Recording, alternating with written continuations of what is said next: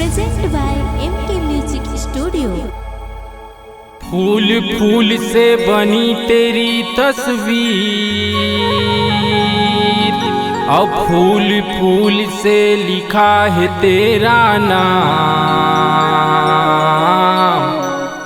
प्रभु जी तुझे सलाम, प्रभु जी तुझे सलाम।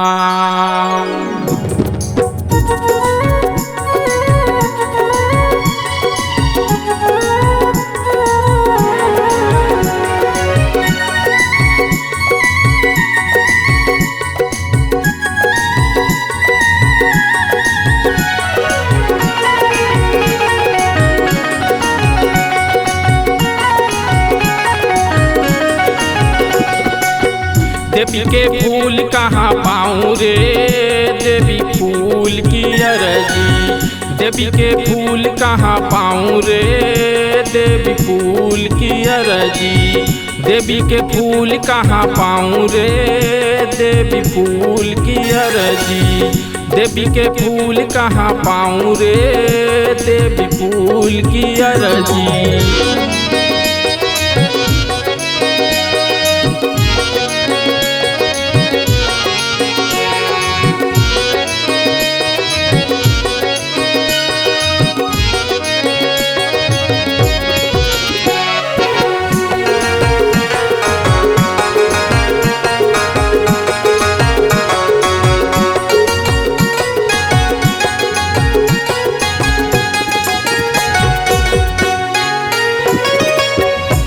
फूल फूले मोरे राम जी के बगिया में, माँ सीता तोड़न दे।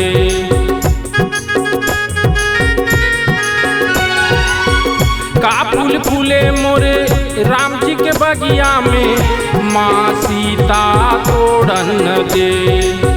देवी के फूल की अरजी, देवी के फूल कहाँ पाऊँ रे, देवी फूल की अरजी। देवी के फूल कहाँ पाऊँ रे, देवी फूल की अरजी।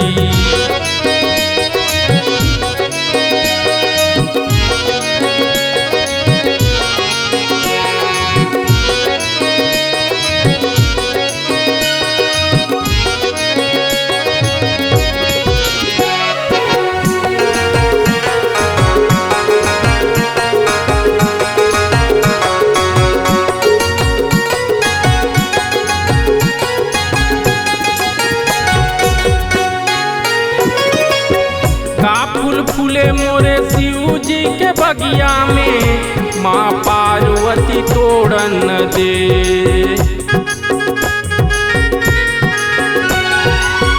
का फूल फूले मोरे शिव जी के बगिया में, माँ पार्वती तोड़न दे।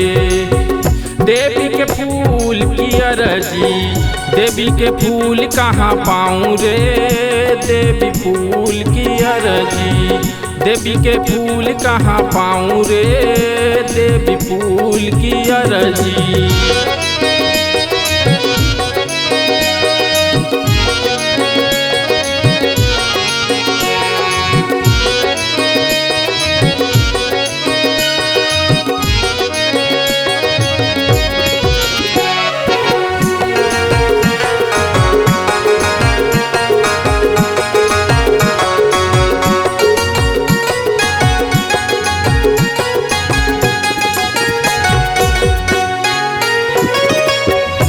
फूल फूले मोरे कान्हा के बगिया में, माँ राधा तोड़न दे।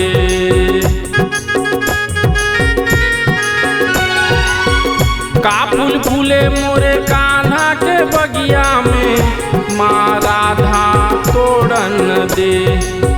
देवी के फूल की अरजी, देवी के फूल कहाँ पाऊँ रे, देवी फूल की अरजी। देवी के फूल कहाँ पाऊँ रे, देवी फूल की अरजी। देवी के फूल कहाँ पाऊँ रे, देवी फूल की अरजी। देवी के फूल कहाँ पाऊँ रे, देवी फूल की अरजी।